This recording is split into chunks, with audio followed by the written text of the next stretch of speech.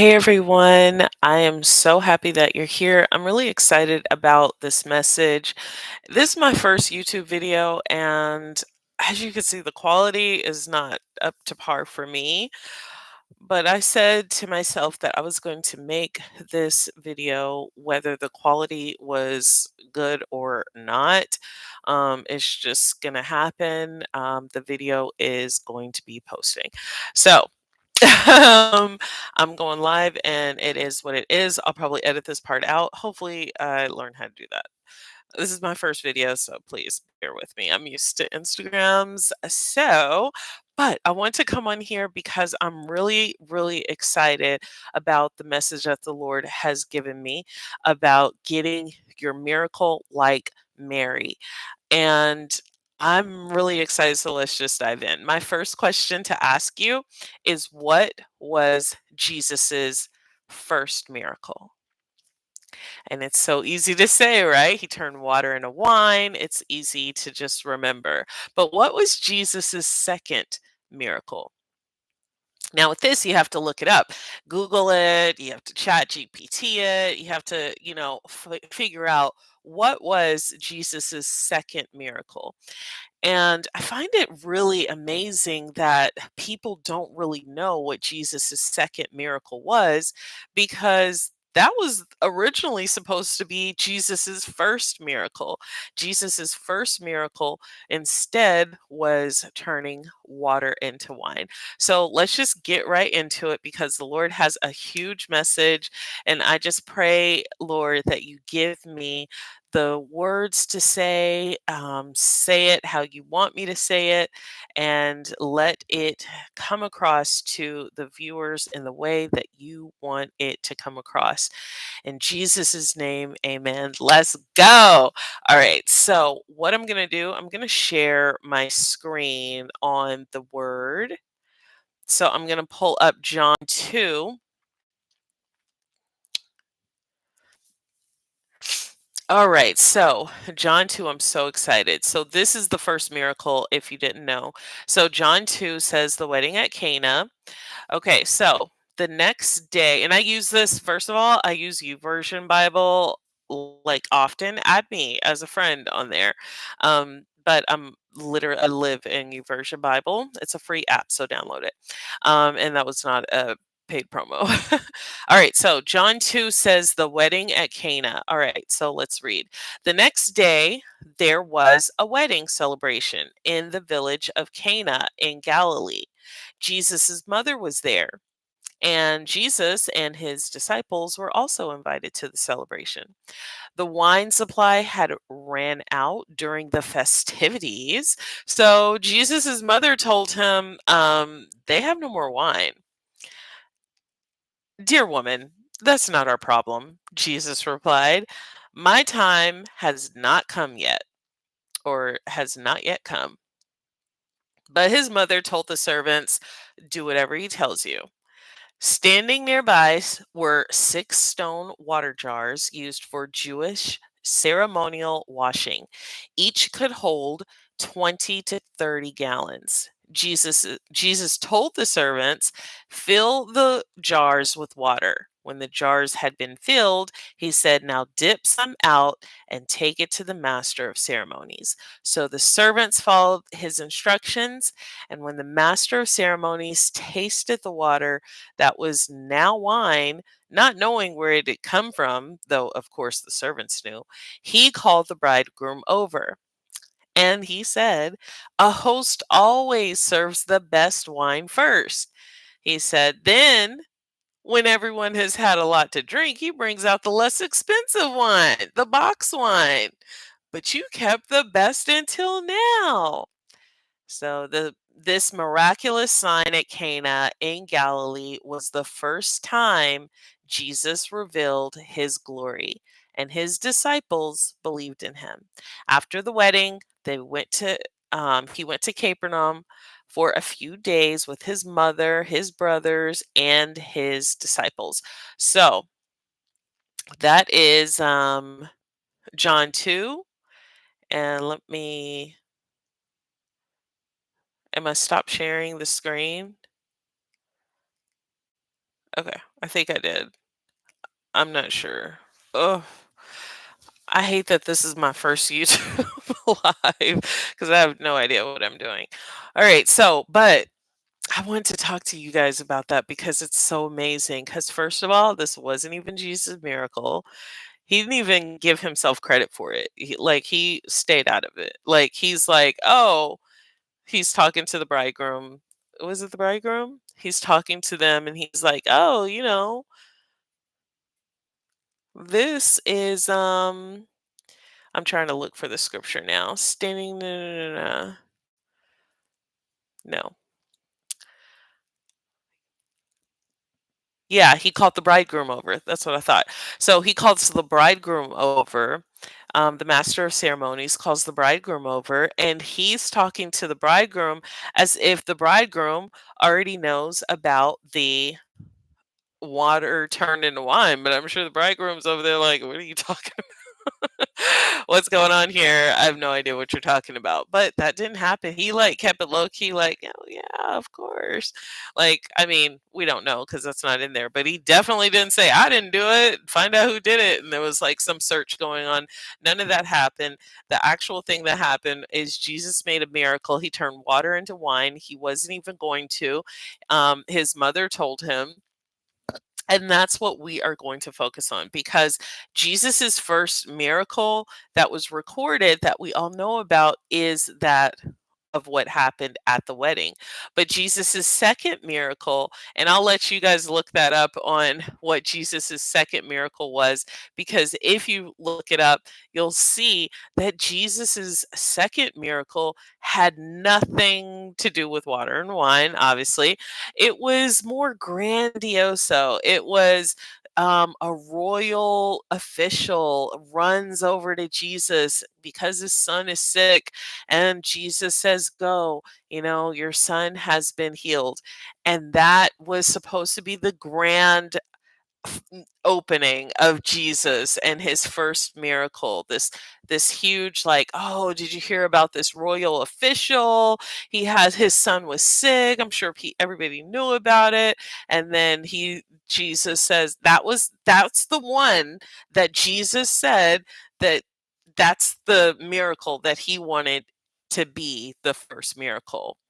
But that's like in the history books because the actual first miracle is what is amazing. Why I'm mentioning this is that the Lord is about to do one of the biggest wealth transfers that I've seen in my lifetime. And I feel that in my spirit prophetically.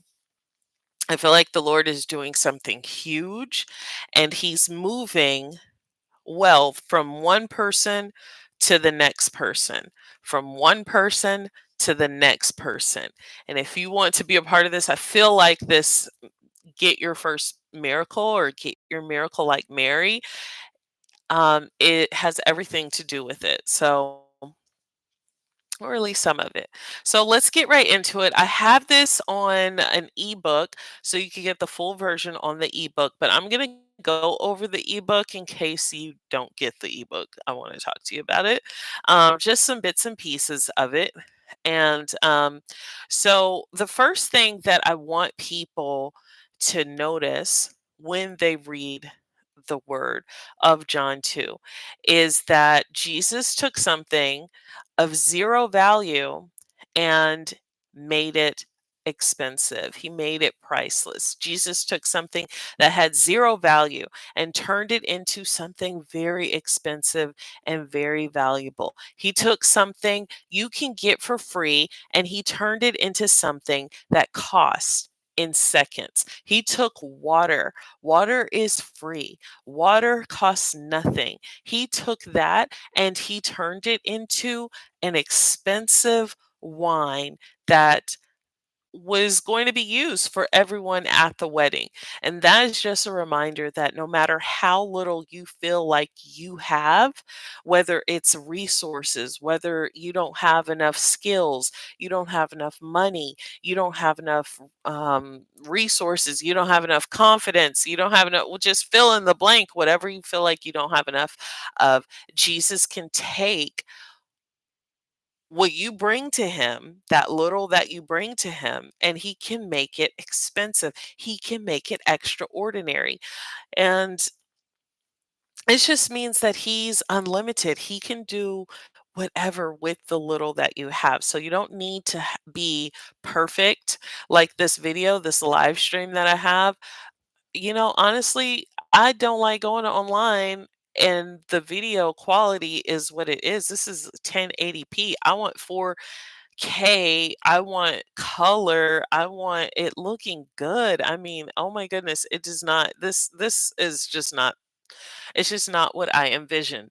But I can't focus on that. I have to focus on the content and doing what the Lord told me to do and instead of how it looks. But this is what he wanted. And that's what I'm shaking things. And that's what the Lord wants us to do. He wants us to take the little that we have. He wants us to take the little that we have. You don't have to wait until you feel like you're ready.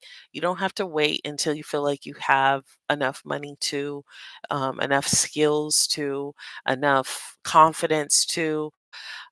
You have all of the resources because you have Jesus. Jesus can take whatever you have that is in your hands right now and he can turn it into something incredible.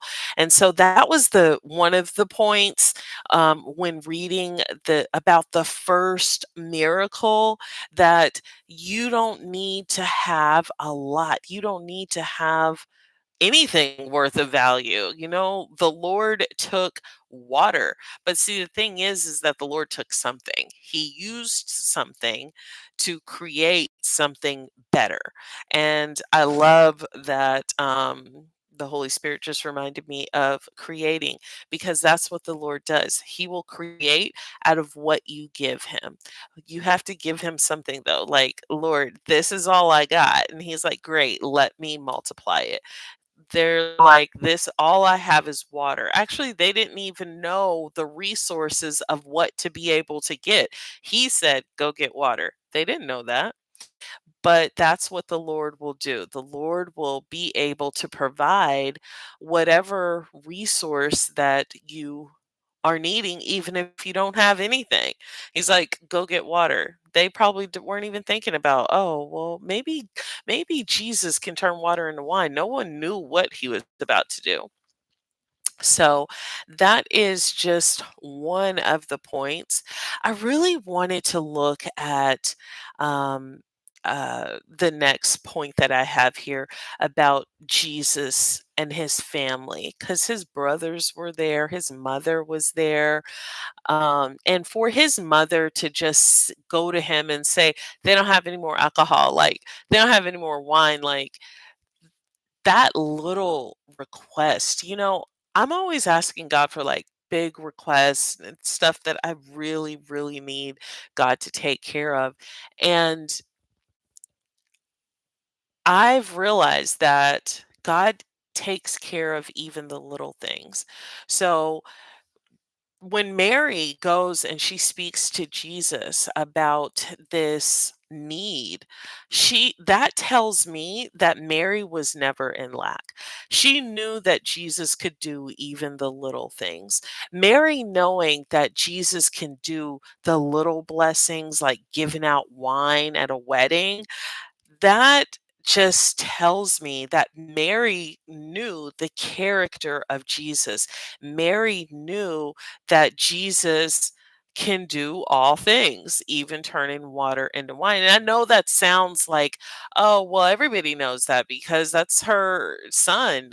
So, of course, she's going to know what her son can do. But that just goes to show that when we have a relationship with Jesus, when we are close in proximity with Jesus and we grow with him, we start to understand his character. And that's what Mary did. Mary understood Jesus's character. She didn't even have to say, when she said to him, she's like, they have no more wine. And he turns to her and he's like, "This isn't it's not my time yet." She didn't she literally ignored what he said and said, "I know that my God will take care of whatever I need. I know that Jesus will take care of it." So, you guys do whatever he tells you to do. Okay. And that's it. She didn't even say to him, "I'm going to go get these people and they're going to help you and you're going to calm down and you're going to do this." But she didn't even do all that. She didn't beg. She didn't even ask. Let's keep it 100. She just told the problem. And what do we do? Do we do that? That's what we need to do to get our miracle like Mary did. We need to go to Jesus and tell him the problem. But that's just moving forward into it. But just the fact that Mary knew to go to Jesus when it was just about wine at a wedding, that shows me that I don't think she had to worry about electric bills. I don't think she had to worry about food in the house, because she knew how Jesus works. And that even when Mary is talking to the servants, like, do whatever he tells you to do, she knew that this is how you do it. All you have to do is listen to Jesus and do whatever he tells you to do. That's it. I've already said the problem. Now just go follow his direction. And that just shows that she grew up with Jesus and she understands his character, and I think that that was really amazing. I just want to say really quick that this message that I'm giving you is going to be in full detail. It's already here. It's a book that I have called Get Your Miracle Like Mary. And you can download this book. It's $4.99, I believe. And or just whatever, name your price kind of thing. I'm doing this so that I can be able to pay rent, pay electric, pay bills. But if you don't have that money, I totally understand. That's why I'm doing this live stream and going over what this book is about and talking about basically what's in the book as well. So um, if you have it, I'd love for you to download it. If not, that's fine. Just keep watching, and it would be really fun if you could tag a friend or um, whoever you need to and just let them know. Um, all right, so moving on to the next point. Jesus meets needs beyond healing and deliverance. So you have to understand that Jesus didn't just heal the sick, he gave them wine when they ran out of wine. Like, Jesus will even hook up a party. Is that, like, coming in clear? Because a lot of people are like, "Oh, God, please help me with this, please help me with that."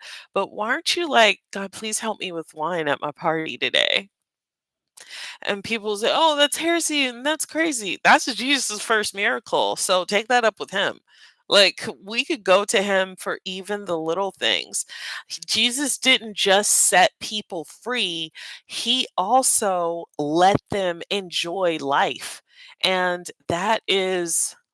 that's that's what we need to understand, that he's not just trying to help you get out of your situation, he also wants you to enjoy your life as a whole while you're here on earth.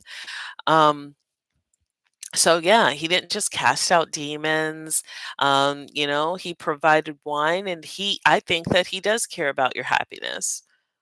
He cares about if you are happy. Because, I mean, wine makes you happy. I mean, I don't know.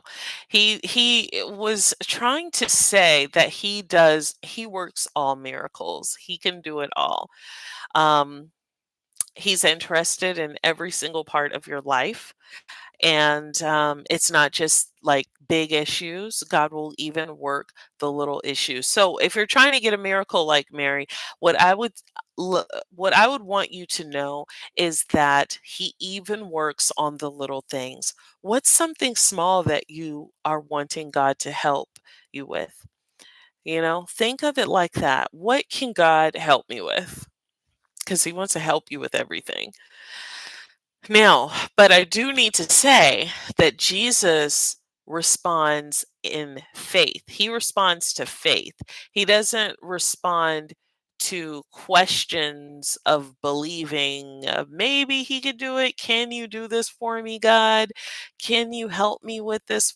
Can you do that? No, he doesn't do any of that.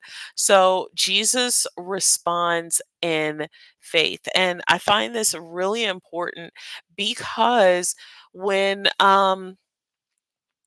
Jesus, he didn't ask, after Mary said they have no more wine, he didn't say, well, ask the bride and groom and the people here if they believe in me first. Ask them if they believe in God first.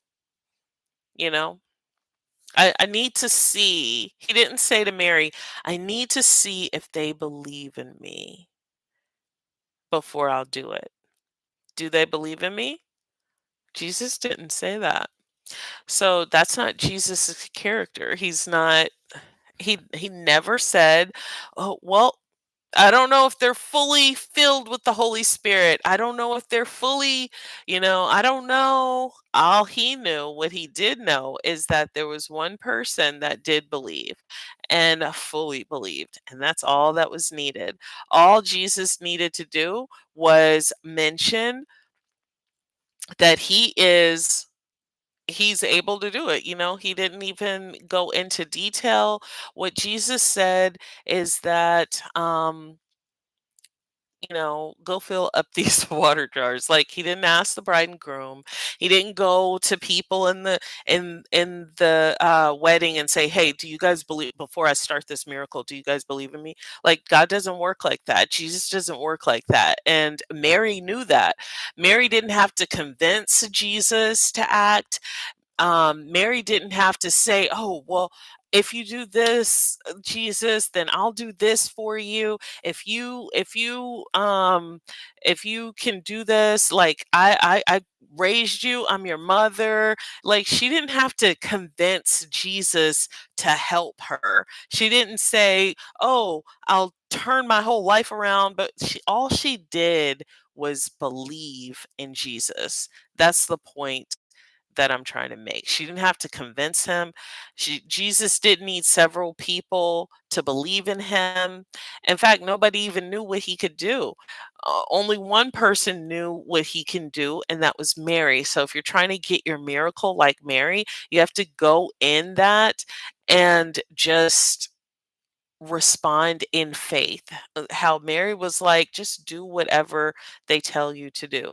That's how it just happens. So be like Mary. Jesus responded to Mary's faith. Jesus did not respond to crowds believing or not believing. Jesus responded to Mary. Mary fully believed. Mary believed so much that not just wine for her, not just wine, she said they have no more wine, not just wine for the bride and groom. Mary believed that there would be enough wine. Jesus could help her with enough wine to take care of that entire wedding party. And just FYI, weddings out there are not just like 3 hours long. You know how like weddings in America are like a few hours, you rent out space. No, weddings out there are at least a week long. So you have wine for days and days and days and parties for days. I mean, come on, that sounds amazing, right?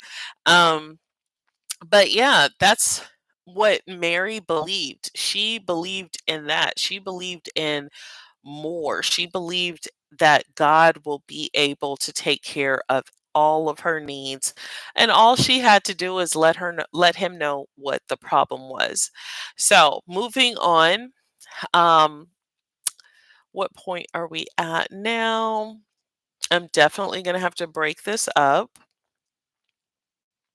But because this is a really long so far, this is 24 minutes.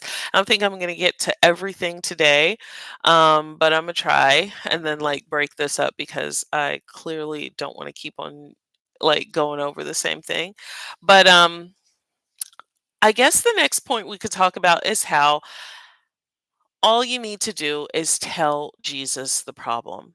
You know, Mary knew that all she had to do was tell him they don't have any more wine. And she knew that Jesus would fix the situation. Mary didn't ask, she didn't over explain, she didn't beg, she just stated the problem. They have no more wine. And for you, I want you to understand that this means that you don't need to have all the answers. You just need to tell Jesus what's wrong and trust in him to handle the situation. Now, you could come to Jesus exactly how you are. He doesn't require you to look a certain way, to talk a certain way. He already knows all the details about you and what you need. All you need to do is actually go to him, tell him the problem, and trust that he's going to work out your situation. The next point is that when we come to Jesus, we need to live as if Jesus already said yes. And I think that this is something that I kind of struggle with sometimes because I'm always asking, like, God, can you do this for me? Can you? I love the fact that Mary literally ignored the negative response back. Even no response is a negative response, you know. She went to Jesus and she told the problem, and Jesus was like, "It's not my time yet." And she didn't even listen. She's like, "Do whatever he says to do." And so you got servants standing in front of him like, "What's up?" You know? They're standing in front of him like, "I'm ready to do whatever you're wanting me to do." And that's when Jesus started acting because they he responds to faith. So we have to live as if Jesus already said yes. That's what we have to do. We have to ignore the negativity, and just start preparing like Mary did. Mary prepared for the miracle before she even had the confirmation. That's an act of faith.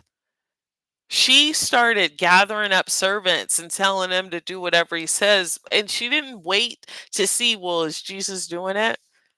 I wonder if Jesus is gonna, change the situation because I already told him the problem.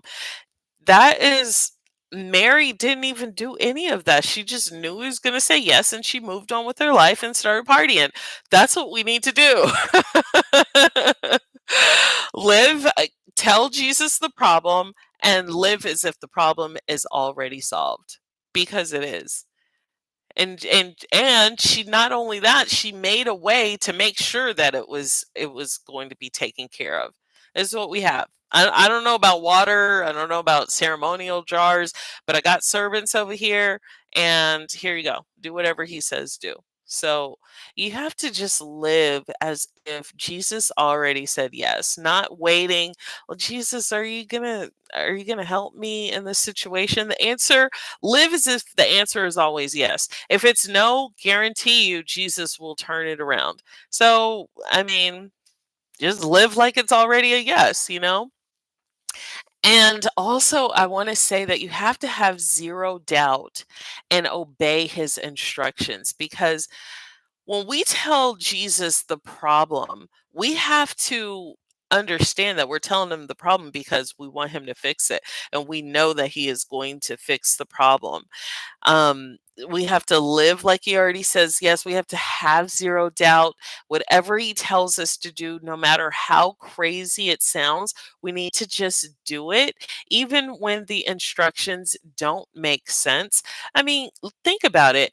When the servants are Jesus is telling them to put water into a ceremonial jar. I mean, let's think about this here. The ceremonial jar is for ceremonial washings. And I'm not talking about just washing your hands. This is how people baptize. And yes, people baptize before people were baptizing now, like in as Jesus is resurrected and people do the baptizing. They were doing baptizing even before before that, John the Baptist, you could see how he introduced it outside of the temple, outside of the ceremonial jars, and he's like dunking people in water, in lakes, and that's what Jesus was a part of.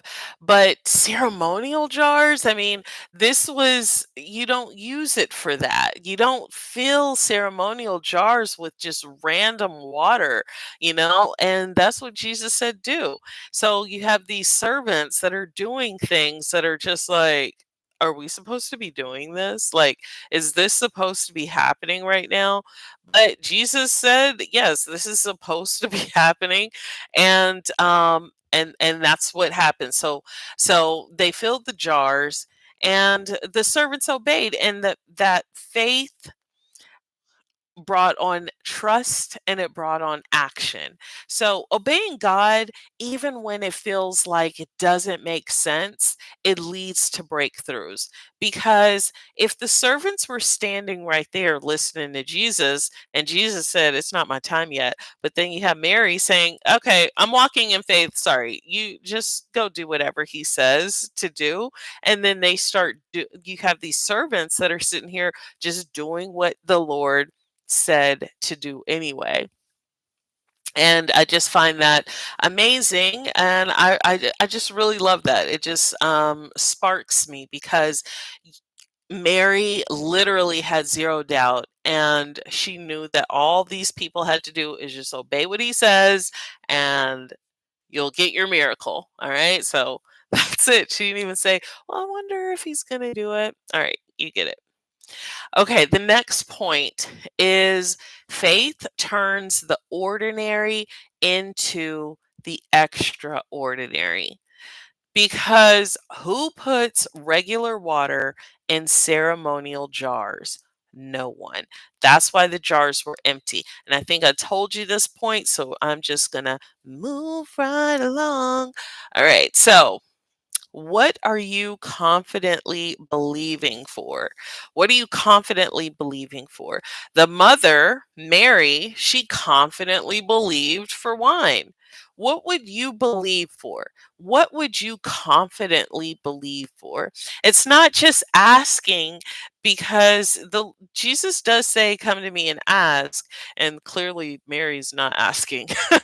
She's like, "I know how you are."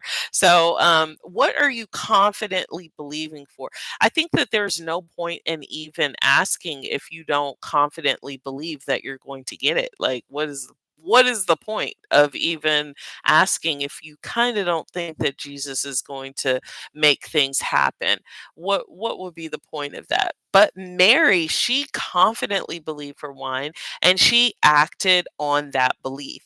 And you can apply this to your life when you identify what you're asking God for and you stand firm in your belief. And when you confidently believe, God honors your faith.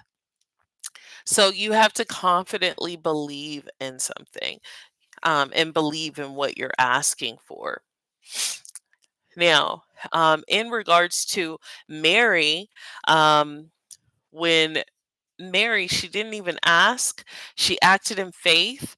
That's something to really meditate on. That's something to really obsess over. I think that meditate, in my version of meditation, it just kind of means obsess over it. Think about it all the time. Think about it, pray on it, talk about it, obsess over it. And I think that when it comes to Mary and how she didn't even ask, and even when she didn't even ask and she heard the response, she didn't even battle with it. It was just like, I said what I said, kind of thing. I love that she didn't ask. I love how she just told the problem and walked away. I love that she didn't try to argue. She didn't cry. She didn't say, "Oh, Jesus, why didn't you help me? All I asked for was some wine. All I told you was that they just needed wine." He didn't do any of that. She didn't do any of that. She went towards him in faith, and yeah, and I love that she did that. So So there is that. Now, I have gone 34 minutes and OMG. So I'm going to go ahead and cut this short. I guess there's just going to have to be a part two. I think what I'm going to do is wash this shirt and dry it and then just like record tomorrow. So that, so that all of the part one, part two, whatever is all cohesive. And I'll save this in here. I'll make some clips or whatever. Anyway, thank you for liking and subscribing and watching. I really appreciate it, and I love you guys so much. And until the next video, I'm out.